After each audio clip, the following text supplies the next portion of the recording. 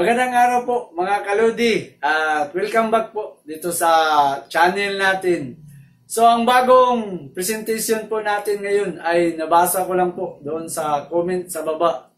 Ang nagpadala po sa comment doon ay si Sir Pablio Padrigao.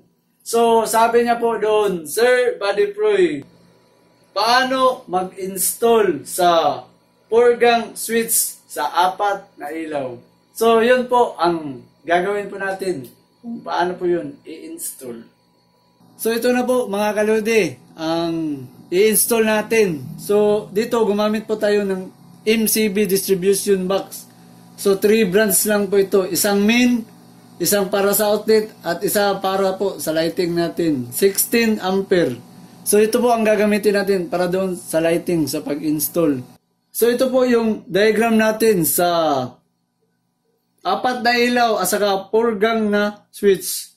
Tapos yung makikita mo dito na 1, 2, 3, 4. Yan po ang ilaw natin. So may indicator na din tayo dito sa ilaw na 1, 2, 3, 4. Tapos itong nakalagay na is1, is2 patungo sa is4. Ito po yung Purgang na switch natin na gagamitin. So dito naman po ang line 1 at dito naman po yung line 2. So naka black wire at saka white wire po ang terminal. Tapos ang terminal naman natin dito sa mga bulb, naka black and white rin. Tapos ang paglalagay po dito sa mga terminal natin, so bubuksan muna natin yung bulb. Kapag nasa house wiring po ang mga ganitong klase sa socket bulb, yung dito sa 3D na nakalagay, dito mo ilalagay yung switching mo dito. So yung purpose doon para sa safety na lang sa paglalagay ng bulb. Pero hindi naman ganun talaga kadelikado kung kahit magkabaliktad. Kasi line to line po ang gamit natin ngayon dito.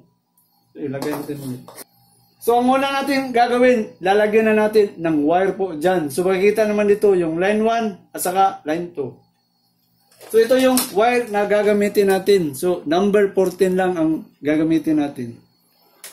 So yung number 14 po, gagamit ka ng number 14. Kung hindi ganun kadami ang mga wire, lighting mo sa bahay. Pero kung malaki ang bahay mo at marami kang mga ilaw na gagamitin, pwede kang mag number 12. Pero kung katamtaman lang, kayang-kaya na yun sa 14 na wire. So, ilalagay natin yung wiring natin. So yan, nalagay na natin yung wire. So medyo lagyan natin ng allowance po dito at saka dito. So ngayon, doon tayo sa switching natin. So ipakita po natin yung switching natin. So ito na po ang Purgang na switch na gagamitin natin. So ang Purgang na switch kumpara doon sa 3-gang switch, magkaiba po ang style po dito. Kasi yung 3-gang na switch na ginagamit, dito sa likod nilalagay ang yung mga switching. Ito sa Purgang, iba po dito sa harapan ngayon ilalagay. Tapos may nakalagay dito na top. So titingnan mo na lang yung mga indicator sa mga paglalagay sa switching natin. So umpisahan pa natin sa una. So ito po yung style niya. So ang paglalagay po sa switching ng ganito, dito sa harapan. Yung 3-gang na sinasabi ko, dito nila inilagay ng pagganon. Pero ito, iba po, nasa harapan ang paglalagay sa switch dito. Tapos may mga groove na makikita mo, tapos dito mo ilagay. Kailangan malagay sa groove. Tapos dito mo titingnan. Dapat ang pagkalagay po, talagang nakalibir po dito at saka dito. Kasi kung nakaganyan po ang paglalagay, baka hindi siya mataping ng maayos. So hindi nakanganga. So ilibir mong pa ganun. Tapos i-push mo patungo dito para malagay mo. So ayan po, makita mo mas madali kung dito mo i-push para makita mo yung label na tama dito. So yan ang switch 1 natin. So may indicator po siyang light na green. So yan makikita. So mas maganda po dito kasi 16 ampere. Makikita ba? 16 ampere po yung switching na ganito sa Purgang na switch. So ipakita muna natin kung paano po siya tanggalin. So ang pagtatanggal po sa switch na ganito, hindi po ka pwede magtanggal dito patalikod. Dapat po sa harap po tanggalin. So gagamit ka ng flat screw. So dito mo, kung gusto mong tanggalin kasi medyo may pagka-picky po ang pagtanggal. Dito mo siya tatanggalin o dito sa butas. Kung gusto mong tanggalin, kung magpalit ka, so dito mo, tapos ibin mong nakaganyan. Yan. Tapos dito sa baba. Yan, tanggal. So yan ang pagtanggal. Sa harap at hindi sa likod kasi hindi yun matatanggal kung sa likod mo tanggalin. So dito mo ilagay ng pagganon. So yan. Oh. So yung pangalawa ilalagay na natin. So dito natin ilagay. Yan. So ilagay na. Yung pangatlo natin. So makikita mo. Yan. Pangatlo at pang-apat natin. So, tingnan sa likod. So, ayan. Kapag hindi maayos pag-level po, hindi mo pwedeng masaksak. Kaya i-level mo. Yan. So, yan sa likod. I-post natin. Yan. So, yan. Kompleto na. Apat ng yung switching natin. So, ang susunod na gagawin natin, maglalagay po tayo ng wire. Ito, titingnan natin. So, ilagay ko muna yung takip. Diyan. Tapos, lalagyan natin ng numbering po dito. So, yan po, nalagyan na natin ng marking na 1, 2, 3, 4. So, yung 1 natin, yun po ang is 1 nakalagay dito. Tapos, yung 2 natin, yun po ang switch 2. Yung 3, switch 3, at saka 4, yun po ang switch 4. Tapos, pag ipaganon po ko dyan sa likod, dito sa baba po, yan po, connection po silang nakasiris. So, ibig sabihin, may jumper po dito nakalagay dyan po sa baba. So, nakasiris lang. Kung makikita mo, line 1, nakasiris lang po lahat. So, ang gagawin natin, i-jumper mo lang yung wire dito at saka dito. Umpisahan po natin mag-jumper. So, ito pong jumper. Puti pa ang ginamit ko para makita po yung jumper sa baba. So, dito ka maglalagay. Yan. Tapos, dito yung isang wire. So, yan. So, yan po. Naka-jumper na po sa baba. Kaya, pag ginanon po natin ito, yan.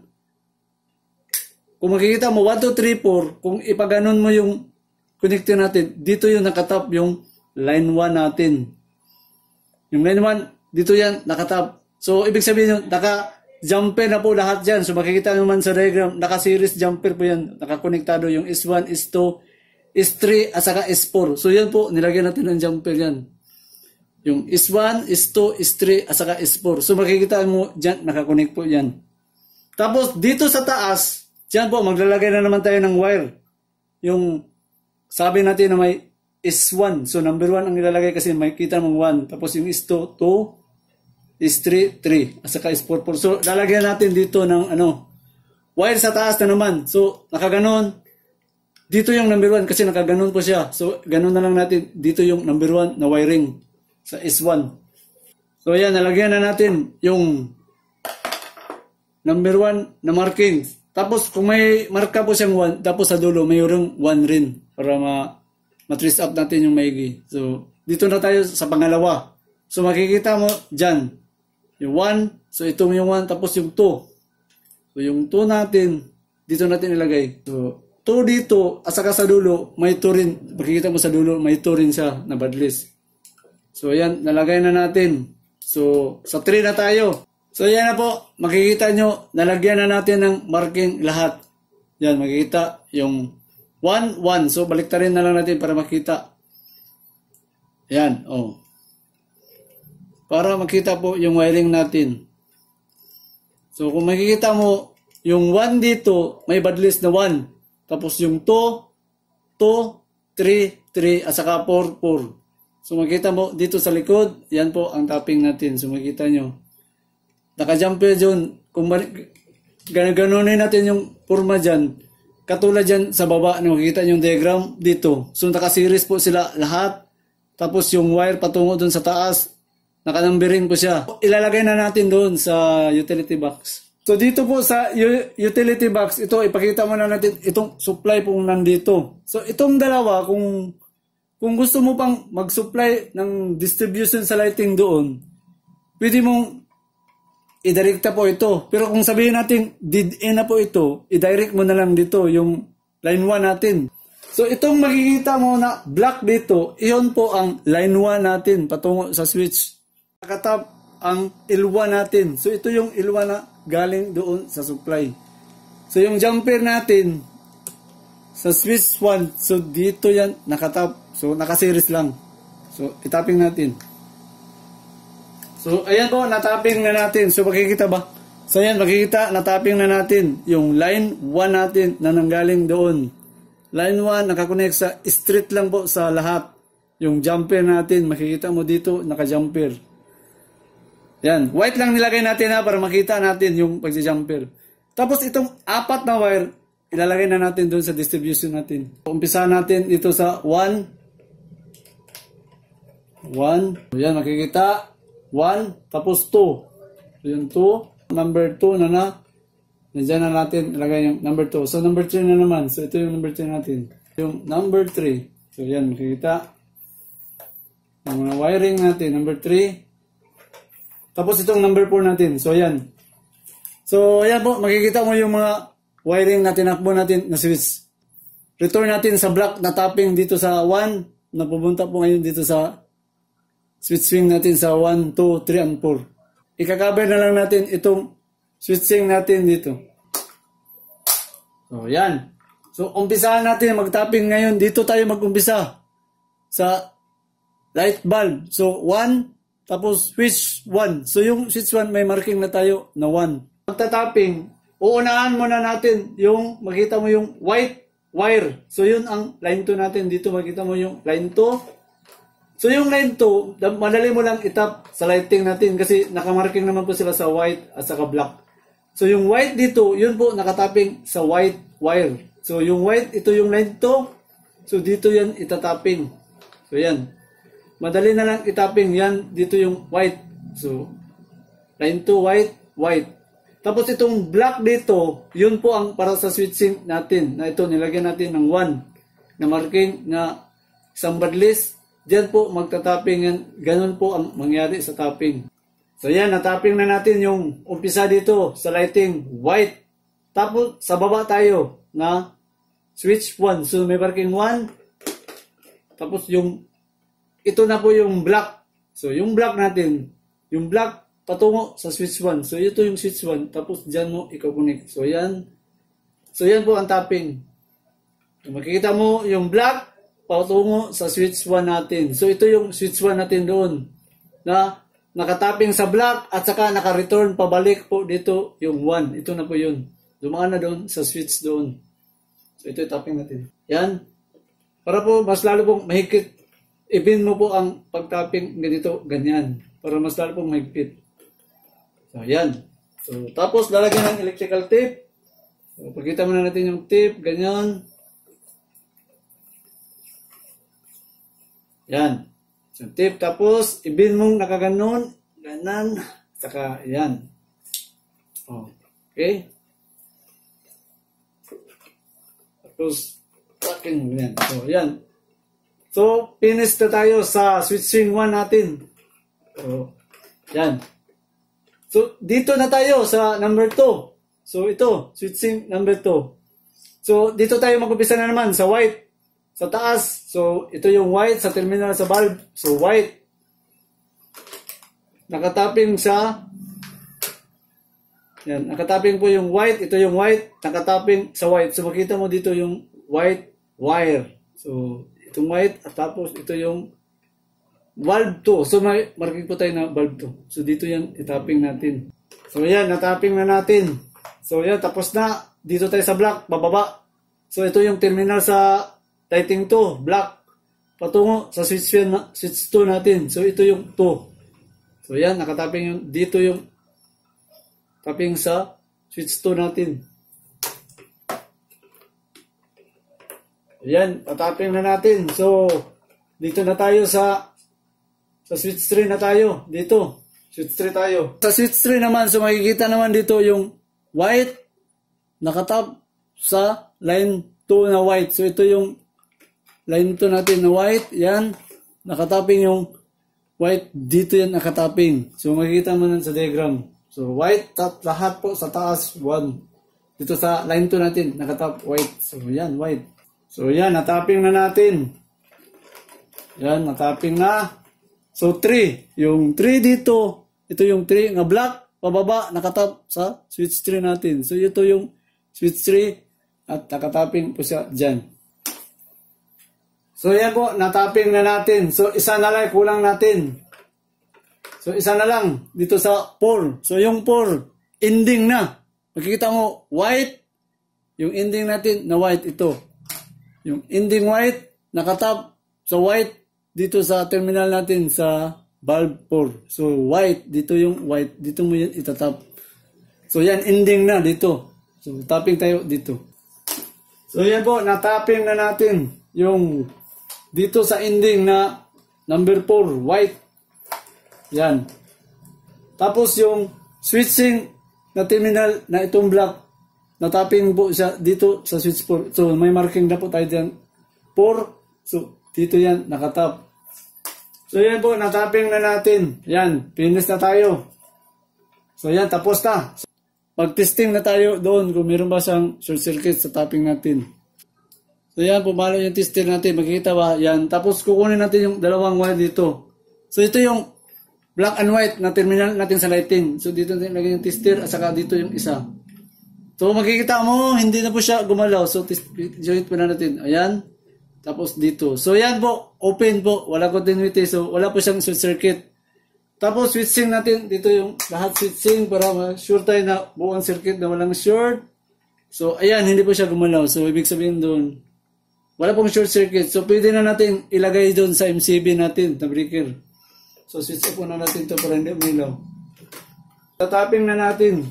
Tatapping natin itong wire. So yung pagtatapping po sa mga ganitong MCB distribution box, dapat yung wire mo, dapat may kunting taas para may allowance ka pa. Huwag mong isiro-siro sa paglagay dito kasi baka mahirapan ka na doon kung magpuputol ng wire. So kailangan may extra pong allowance.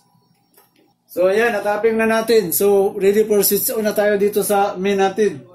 So, i-switch on natin. Ito yung main natin. Main. Tapos, ito yung brand sa lighting. So, switch on natin. So, umpisa na natin mag-switching po dito. So, switch 1 tayo. So, yan, switch 1. Tapos, i-off natin. Yan, off. So, yan. Tapos, dito, switch 2. Yan, switch 2, off. Tapos, switch 3. Tapos, off natin. Tapos, 4. Yan, off. Tapos, i-switching na natin lahat. 1, 2, 3, 4. So, yan mga kalodi. So, okay yan. Nag-function naman po. So, tama po yung diagram natin na makikita sa baba. Tapos, ito po yung switch branch natin. So, pwede mong i-shut off dito kung gusto mong i-off yung branch mo sa lighting. Yan. Ito yung branch. Dito sa kabila, ito yung main breaker natin. Yan. Shut off. So, balik natin. So yan po mga lodi, hanggang sa susunod na naman po. So it's shout out time na naman po. So umpisahan po natin mag shout out. So shout out kay Rosano Dia from Kahimhas Baybay Liti. Sir, magandang araw po dyan sa inyo sa Baybay Liti, Rosano Dia. Ito pa, Bimar Bilalon. Pa-shout out sa DLMKI Safety Parklings North Tower, si Juan Gambua, Marlon De Guzman, and Bimar Bilalon. Sir, magandang araw po dyan sa inyo at sa mga kasamahan nyo sa Safety Parking Links North Tower. Ito pa, shoutout natin si Sir Jusdado Cabilon from Kingdom of Saudi Arabia. Oy sir, kunting ingat po kayo dyan sa Saudi Arabia. Jusdado Cabilon. So ito pa, shoutout natin si Sir Sipsap, always watching from San Mateo Rizal. Sir, magandang araw po dyan sa inyo. Sipsap. Ito pa, si Sir Francisco Cabangin. Sir, magandang araw po dyan sa inyo.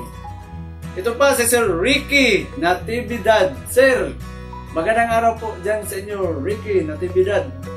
Ito pa si Sir King James Anho. Ano from Davao. Sir, mayong adlaw ni Medina sir sa Davao. King James Anho. Ito pa, Makinistang by TV. Sir, magandang araw po dyan sa inyo, Makinistang by TV. Ito pa, shoutout natin, Fritz Custodio. Sir, magandang araw po dyan sa inyo. Fritz Custodio. Ito pa, the last but not the least, si Sir Alfonso Carabalos. Pa-shout out, Sir Buddy Proy sa Carabalos family. Sir, magandang araw po dyan sa inyo at sa Carabalos family.